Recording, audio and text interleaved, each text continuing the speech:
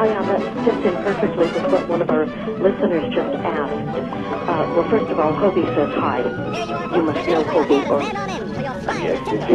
some relationship to him. But the reader wants to know how to get out of the time, or the fear loop. The fear loop? Yes. Oh, very simply.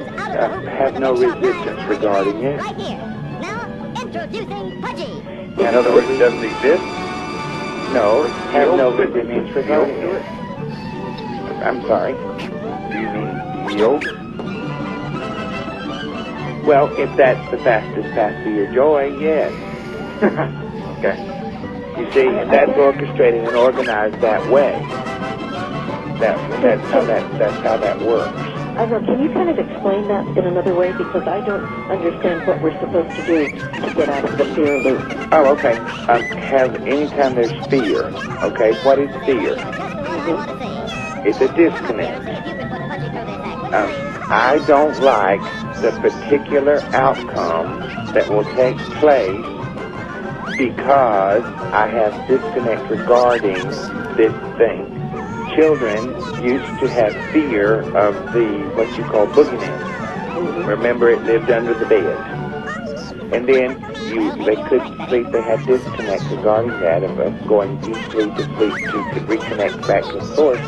So that's when the call would come, Mom, the boogeyman is under my bed and I can't go to sleep.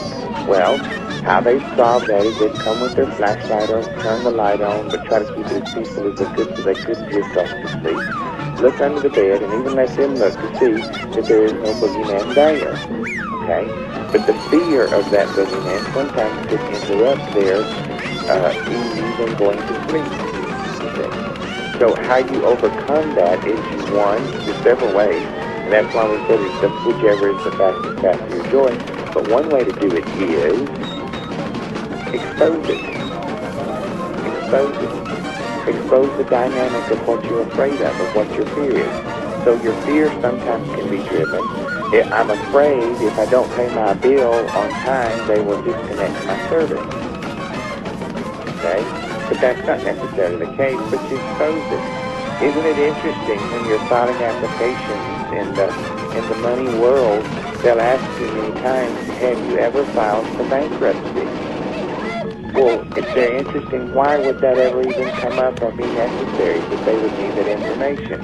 Well, the reason is they know as a result of that process, you're no longer afraid of it. You are actually empowered. And they want to know that right up front because the power that they would wield over you in a fear-based reality, that fear then can now, you understand seamlessly that the boogeyman really isn't under your bed. It has no power over you, and therefore you don't have to have fear regarding that experience. Okay. Yeah, so you have to be afraid of bankruptcy to get the loan. Correct, because you're not empowered to know your whole. You take your power back when you understand that process. Well, yeah, if you don't fear if you don't fear bankruptcy, you don't get the loan.